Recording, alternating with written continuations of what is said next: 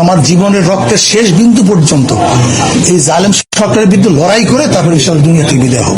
একজন মানুষকে নির্মমভাবে আঘাত করা হলো, কিন্তু সে কোনো প্রতিশোধ নিল না, বরং এমন কিছু করল যা আপনাকে অবাক করে দেবে। 2023 সালের একটি আলোচিত ঘটনা ছিল সিটি নির্বাচন।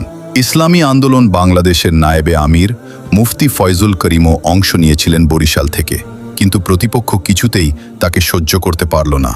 নির্বাচনী কেন্দ্রের ভিতর হঠাৎ হামলার শিকার হন মুফতি ফয়জুল করিম। আর এটি ছিল অন্যায়, এটি ছিল এক ধরনের জুলুম, অত্যাচার। পরবর্তীতে পুলিশ হামলাকারীকে গ্রেফতার করে। চারদিকে তখন একটাই আলোচনা, এবার তার শাস্তি হবেই। মানুষ অপেক্ষা করছিল ন্যায় বিচারের, কিন্তু যা ঘটল তা ছিল সম্পূর্ণ ভিন্ন। মুফতি ফয়জুল করিম নিজেই এগিয়ে এলেন, ক্ষমা করে দিলেন নিজের উপর হামলাকারী ব্যক্তিকে। হামলা হলো নিজের উপর, শরীর রক্তাক্ত, প্রতিপক্ষের ঘুষিতে ঠোঁট কাটল। তবুও তিনি দেখালেন, প্রতিশোধ নেয়ার জন্য ইসলামী আন্দোলন প্রতিষ্ঠিত হয়নি।